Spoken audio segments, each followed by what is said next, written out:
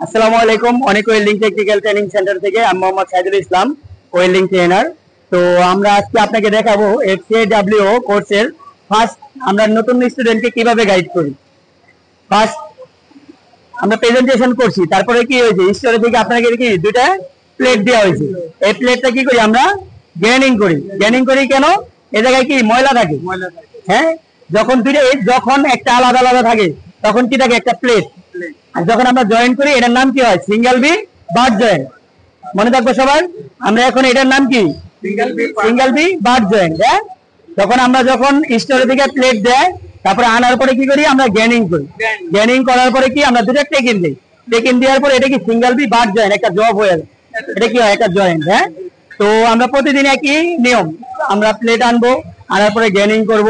গ্যানিং করার সময় অবশ্যই আমাদের হাতে গ্লোভস থাকতে হবে, চোখে চশমা বা হেড স্ক্রিন দিয়ে এরকম একটা হোয়াইট গ্লাস থাকতে হবে। হ্যাঁ, যেন কারণ আমাদের চোখ কি মূল্যবান, আমাদের হাত কি মূল্যবান না, পাও কি মূল্যবান না। এর জন্য গ্লোভস থাকতে হবে, পায়ে সেফটি থাকতে হবে কি, আর চোখে চশমা বা কোনো কিছু প্রোটেক্ট থাকতে হবে, যেন কোনো ময়লা যে আমরা গ্যানিং করব, গ্যানিং করার পরে যে ময়লাটা ময়লা উড়ে না, কত ধরনের মেটাল থাকে না, ওই মেটাল যদি আমাদের চোখে ঢুকে তাহলে কি চোখে প্রবলেম হবে না। আমাদের যদি চোখই নষ্ট হয়ে যায় আমরা কাজ করতে পারবো? আমরা যদি চোখে না দেখি কোনো ওয়েল্ডিং করতে পারবো? এর জন্য আমাদের কি নিজের সেফটি ফার্স্ট। নিজের সেফটি ফার্স্ট না, নিজের সেফটির ভিতরে কি আছে, গ্লোভস আছে, সেফটি পায়ের সেফটি শু আছে, চোখের কি চশমা আছে বা হেড স্ক্রিন আছে, মানে ফেস প্রোটেক্ট নাকি। নেক্সট আমাদের শার্ট লাগবে না, শার্ট ছাড়া কি আমাদের শরীর পুড়ে যাবে না? ঠিক আছে, তো এই টু জেড সবকিছু ঠিক লাগবে। প্লাস আমরা কি জব টেকিং দিছি, টেকিং দেওয়ার পরে আমরা কি করবো মেশিনের কাছে আসবো। হ্যাঁ,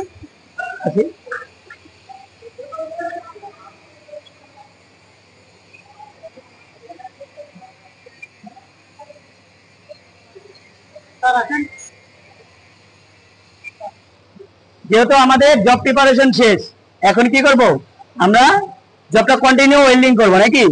এর জন্য আমাদের এলাকায় কি নাট বোল্ট আছে, দেখছেন এদের কি নাট বোল্ট লাগানো আছে না। এই জায়গায় আমরা কি করব প্লেটটা ফিটিংস করব। হ্যাঁ, প্লেটটা ফিটিংস করার পরে আমরা দেখবো যে আমাদের পাওয়ার কততে আছে। এটা হলো কি মেশিনের সুইচ। সবাই দেখবেন আমাদের কাজ হইলো এই জায়গায় অন্য কোনো কাজ নাই, শুধু আমরা কি দেখবো মেশিনের সুইচ এখন কি আছে, অফ না অন, অফ আছে। তার মানে আমরা এটা কি করব অন করব। অন করার পরে এই যে একটা দাগ আছে না, এটা একটা দাগ আছে, এটা একটা দাগ আছে, আমরা কখনো এই সাইড ধরবো না, আমরা ধরবো কোন সাইড, এই সাইড যে সাইডে দাগ দিয়ে আছে। তার মানে এই দাগ দিয়ে আমাদের বোঝাচ্ছে কি দিক নির্দেশনা। কারণ এই দাগ যদি আমি এদিকে ঘোরাই তার মানে কততে আছে, ওয়ানে আছে, এখন কততে আছে, টুতে আছে।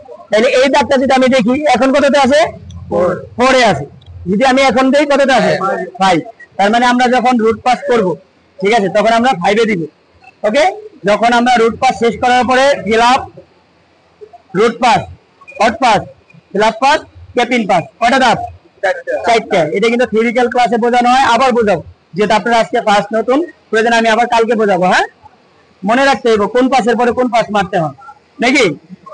তো এখন আমরা কি করব রুট পাস করব। হ্যাঁ, রুট পাস করার ক্ষেত্রে সবাই দেখেন, এদিকে আসেন, সামনে আসেন।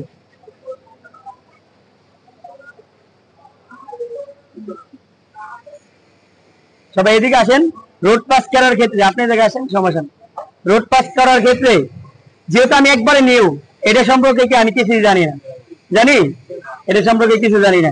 যেহেতু আমি পাওয়ার সেটিং করছি, আমার মেশিনের 8-3টাও কি দেয়া আছে, এখন আমি ধরলি কি ফায়ার করব, কিন্তু আমার ফার্স্ট টাইম কাজ থাকবে এই যে গার্ডগুলা দেয়া আছে, এই জায়গায় আমার কি 3 আঙ্গুল থাকবে, 3 আঙ্গুল।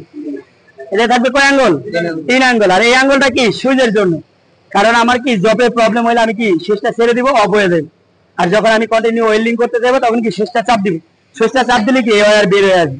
এখন ওয়্যার বের হয়েছে, মেটাল নাই, যদি আর্থিং পাইতো তাহলে কি হতো, ওয়েল্ডিং ফিউশন হতো না, তাহলে কিন্তু ফিউশন হতো। এর জন্য কি এই আঙ্গুলটা আমরা ফ্রি রাখবো।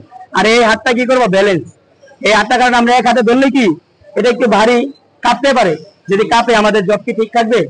এর জন্য আমরা এই হাতে কি ধরবো ব্যালেন্স আমরা সবসময়।